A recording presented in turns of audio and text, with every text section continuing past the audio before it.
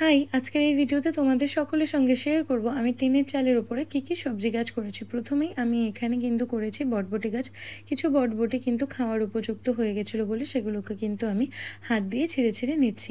এটা আমার যদিও সেকেন্ড টাইম হারভেস্টিং। এর আগে আমি বেগুন, টমেটো, বটবটি, ঝিঙে, চিচিঙ্গে আরও অনেক কিছুই কিন্তু হারভেস্ট করেছি। সাথে এখানে গাছে একটা ঝিঙে ছিল, সেটাও আমি হাতের সাহায্যে টেনে ছিঁড়ে নিলাম, যেহেতু আমি ধারালো কিছু আনতে ভুলে গেছি। এরপরে তোমাদের সঙ্গে শেয়ার করছি আমার এই সুন্দর শশা গাছটি।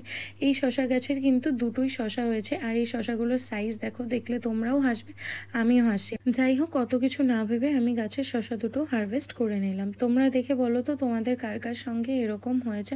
তোমাদের কাছেও কি এত সুন্দর সুন্দর শশা ফলে, নাকি শুধু আমার সাথেই হয়? এরপরে এখানে আমি চলে গেছি আমার লেবু গাছে। কয়েকটা লেবু হয়েছে, সেই লেবুগুলোর মধ্যে একটাই শুধুমাত্র খাওয়ার মতো উপযুক্ত হয়েছে, সেটা আমি তুলে নিলাম।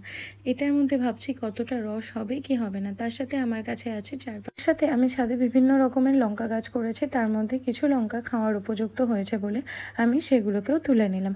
আমার ভিডিওটা দেখে তোমাদের কেমন লাগলো অবশ্যই জানিও।